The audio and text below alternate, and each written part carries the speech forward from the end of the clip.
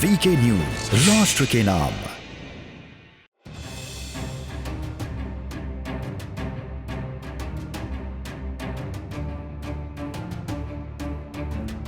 नमस्कार, स्वागत है आप सभी का वीके न्यूज पर। मैं हूं आपके साथ चेतन पाठक। बंगाल में हो रही हिंसाएं रुकने का नाम नहीं ले रही। लगातार खबरें सामने आती हैं। कभी लोगों के घरों में जला दिया जाता है तो कहीं भाजपा कार्यकर्ताओं पर जानलेवा हमला होता है। लगातार हो रही हिंसाओं के बीच बंगाल से एक और बड़ी खबर सामने आई, जहां केंद्रीय गृह मंत्री अमित शाह के 2 दिवसीय पश्चिम बंगाल के दौरे के बीच कोलकाता में भाजपा कार्यकर्ता का शव मिला। जानकारी के मुताबिक शव फांसी के फंदे से लटका हुआ बरामद किया गया है और कार्यकर्ता की पहचान काशीपुर विधानसभा के रहने वाले अर्जुन चौरसिया के रूप में हुई है। अर्जुन भारतीय जनता पार्टी युवा मंडल मोर्चा के वाइस प्रेसिडेंट था। बवाल बढ़ा तो खुद केंद्रीय मंत्री अमित शाह अर्जुन चौरसिया के घर पहुंचे और उनके परिवार से मिलकर दुख प्रकट किया।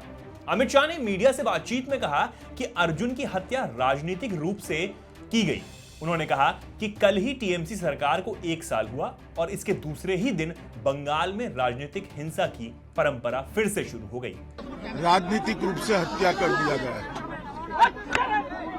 उनके परिवार का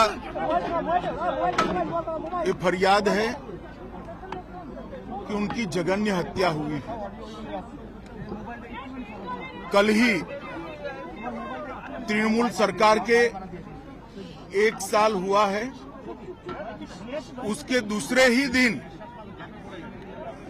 बंगाल में राजनीतिक हिंसा, राजनीतिक हत्या का परंपरा फिर से शुरू किया है।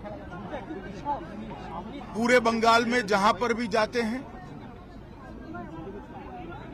राजनीतिक हिंसा, प्रतिशोध में हत्याएं और विरोधी राजनीतिक दलों के कार्यकर्ताओं को चुन चुन कर निशाना बनाने का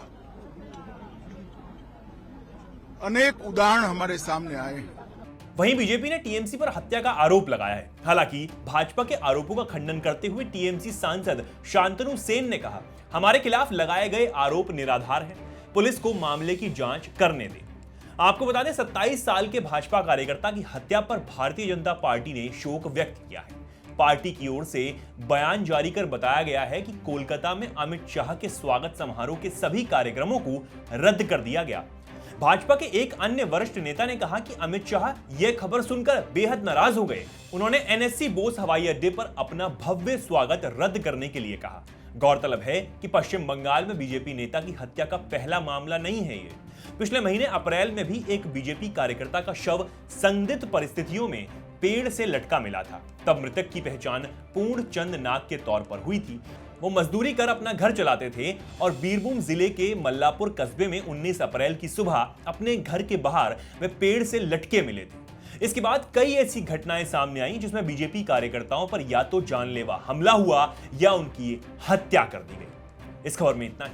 ऐसी ही तमाम खबरों को जानने के लिए देखते रहिए वीके न्यूज।